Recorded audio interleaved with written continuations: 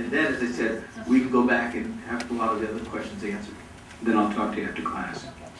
We'll probably want to still hear that publicly, Dr. Pruitt. Yes? I would like to introduce the mayor of Hartford.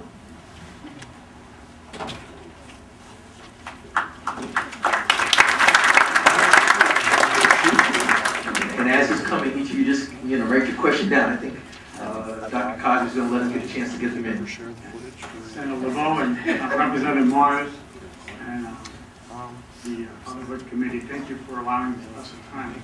Rarely do I come up here unrehearsed, but today I'm unrehearsed. One thing, I think that there's probably, listening to the testimony in charge of the committee, there are probably two things I wanted to tease you about and have you think about longer term, and maybe we could do that at another forum that was already suggested with a little more detail. First one is that the work that I've done in the city of Hartford has only been most successfully with women and not as successful with men. And it's because all of the work I've done has been around families, and in most cases, the man is the invisible entity in the family unit. And what I wanted to say there probably, and I'm going to use just two areas where I believe the city, state, and federal government provide disincentives and encourage the individuals to become more invisible rather than participating in the life of a child and the well-being of a family. Some of you may know that I worked in public housing, spent 5 years working in public housing. Was an important enlightenment in my career. And in there we had, I worked with moms to get them from welfare to work out of public housing and into the mainstream of society. We were very successful. But in order for us to work with the males who were in the units, who were having babies, and who were fathers to the children in those families, they would not be recognized by the housing authority in this case.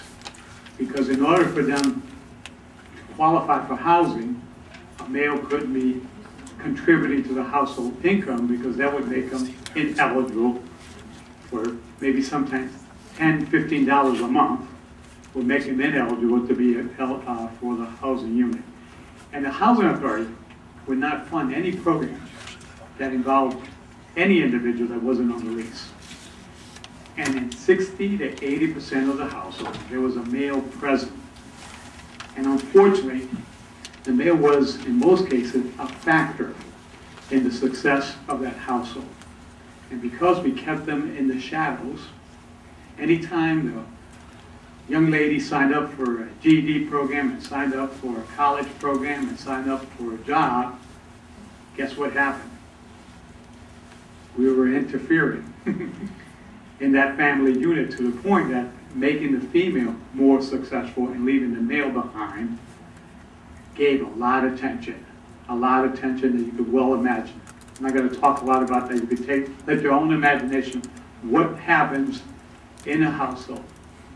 And when the next door household is treated the same way, and you foster a way of life that's not accepted. I used to call my work in public housing working in apartheid. It's like working in a world that none of us would understand, having its own rules of success and engagement that we would all reject as norms to any normal family growing up. And then you got to remember, in this case, I was working in a housing project that had the 4th and 5th generation public housing welfare recipients. The second one, that's just the housing situation and the way we treat public housing.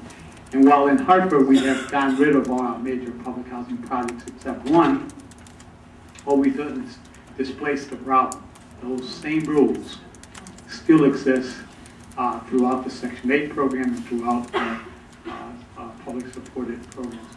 Second one that I wanted to mention is the situation that I hope this task force looks at seriously and comes up with a way of being able to forgive dads who want to come back, who in most cases actually do come back in a positive way, have turned their lives around and are trying to make a go of it, and we can't forgive their child support.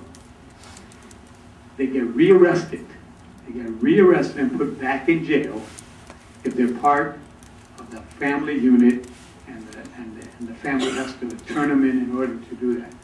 I would ask you that for any structured program where we have a program reuniting families, there should be an incentive to forgive either a portion, if not the whole amount of child support. In some cases, I've had males who have been incarcerated for 10 years, just like the testimony we had. The families visit them, they're still not a family unit, come back, have a family unit, the individual gets a job and can't keep up with the child support payments and end up actually being sentenced. In 2 cases, that being my siblings, in 2 cases, I had to come up with the money so they wouldn't go to jail in order to keep them working as part of the family unit. So there's one big thing you could do in public policy is for those individuals that are in a structured program, and we have many programs that are working with individuals, that you figure a way to deal with. In some cases, this is $30,000, $40,000, $60,000 of money that these individuals are, they're paying $15, $20 every pay period, and they're never going to catch up. But they're trying to reunite with their families, and I think that those are just 2 examples of how we have disincentives that prevent males to re-engage with their families. Again, there are many other things that we could talk about. I'm at your disposal, but there are a couple other people going to be testifying as well.